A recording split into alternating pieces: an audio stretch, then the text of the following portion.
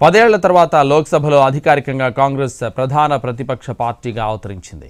ఆ పార్టీ ప్రతిపక్ష నేతగా ఎంపీ రాహుల్ గాంధీ ఎంపికయ్యారు. 10 ఏళ్లుగా పార్లమెంట్లో విపక్ష నేత హోదాగా ఖాళీగా ఉంది. లోక్సభలో ప్రధాన ప్రతిపక్ష హోదాను పొందాలంటే మొత్తం 10% సీట్లు సాధించాలి. ప్రస్తుతం లోక్సభలో 543 సీట్లు ఉండడంతో ప్రధాన ప్రతిపక్ష హోదా దక్కాలంటే 54 సీట్లు తప్పనిసరి. 2014 సార్వత్రిక ఎన్నికల్లో కాంగ్రెస్ 44 సీట్లతో సరిపెట్టుకుంది. 2019లోనూ కాంగ్రెస్ పార్టీ 52 స్థానాలకే పరిమితమైంది. ఈసారి 99 మంది ఎంపీలు ఉండడంతో కాంగ్రెస్ ప్రతిపక్ష హోదాను దక్కించుకుంది. ఢిల్లీలోని కాంగ్రెస్ అధ్యక్షుడు మల్లికార్జున ఖర్గే నివాసంలో ఇండియా కూటమి పార్టీల ఎంపీలు సమావేశం జరిగింది. రాహుల్ గాంధీని లోక్సభలో ప్రతిపక్ష నేతగా నియమిస్తూ ఈ సమావేశంలో ఏకగ్రీవంగా నిర్ణయం తీసుకున్నారు.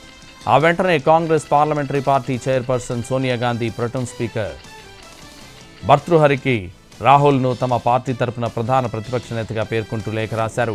మోడీని ధీటుగా ఎదుర్కొనేది రాహుల్ ఒక్కడేననే అభిప్రాయంతో ఈ నెల 9న జరిగిన సిడబ్ల్యూసీ సమావేశం ఏకగ్రీవంగా తీర్మానించింది. అయితే రాహుల్ తన 20 ఏళ్ల రాజకీయ ప్రస్థానంలో తొలిసారి లోక్సభలో ప్రతిపక్ష నేతగా నియమితులయ్యారు.